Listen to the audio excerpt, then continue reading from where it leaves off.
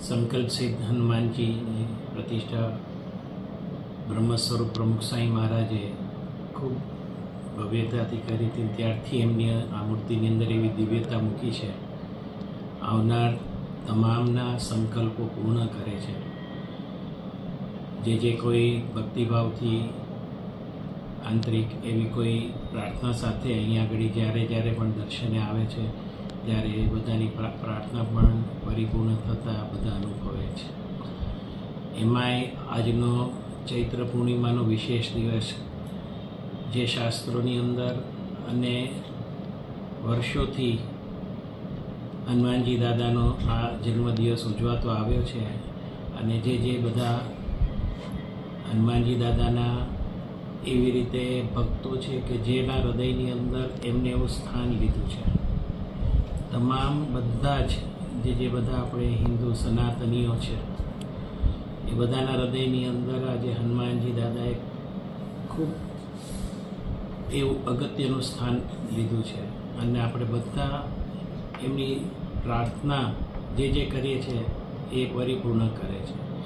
એટલે આજનો આવો સરસ દિવસ, એટલે સંસ્થા દ્વારા ખૂબ સારામાં સારી રીતે દર્શન થાય અને દર્શન કરતાં દિવ્યતાની અનુભૂતિ થાય એના માટે એવું લાઇટિંગથી માંડીને ડેકોરેશન કરવામાં આવ્યું છે. એ પણ એક ભક્તિ છે અને આ ભક્તિની અંદર પણ અનેકે પોતાની આઈના સેવા આપીને આ ભક્તિને વિશેષ બધાને અનુભવાય, આની દિવ્યતાની દર્શનની દિવ્યતાની જે અનુભૂતિ થાય એના માટે અનેકે આની અંદર સેવાઓ આપી છે.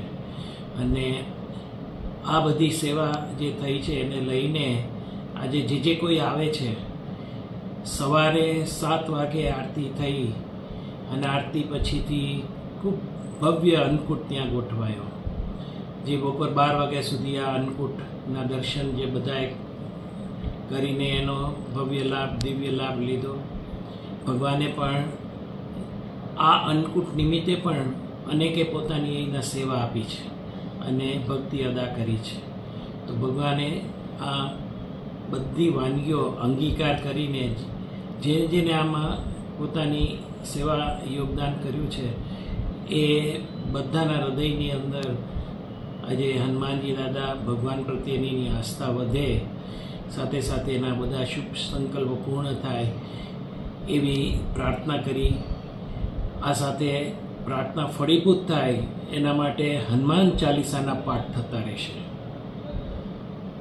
પ્રાર્થના તો બધા કરે છે, પણ ભગવાન ભક્તિ અને સાધનાના એ રીતે ભગવાનની જ્યારે ભક્તિ કરીએ છીએ પણ સાથે સાથે એ રીતની જ્યારે સાધના પણ થાય ત્યારે એનું ફળ અનેક ગણું અનુભવાય છે. જે હનુમાન ચાલીસા દ્વારા આ બધાના જે શુભ સંકલ્પો પૂર્ણ થાય. અને ત્યાર પછી સાંજે 7 વાગે એ ભવ્ય સંધ્યા આરતી થશે. જેમનો આવો ભવ્ય જન્મદિવસ છે એ જન્મદિવસ નિમિત્તેની ભવ્ય આરતી સાંજે 7 વાગે થશે.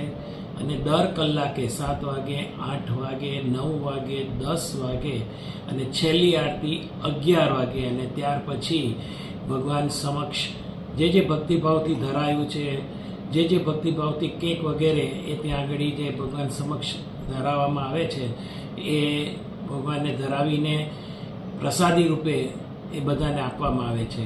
એ ઉપરાંત પણ સવારથી બધાએ અનેક એવા મુમુક્ષુઓએ પણ પોતાની ભક્તિ અને સેવા અર્પણ કરી છે, જેની અંદર બુંદી ગાંઠિયા, મોતૈયા, મોતીચૂરના લાડુ એવા અનેક પ્રસાદી રૂપે પોતે પોતપોતાના એવા ઘરની અંદરથી કે વ્યવસાયની અંદરથી એ બધી વસ્તુઓ અહીંયા આગળ ધરાવવા મોકલી છે અને પ્રસાદી રૂપે સવારથી બધાને અપાય છે.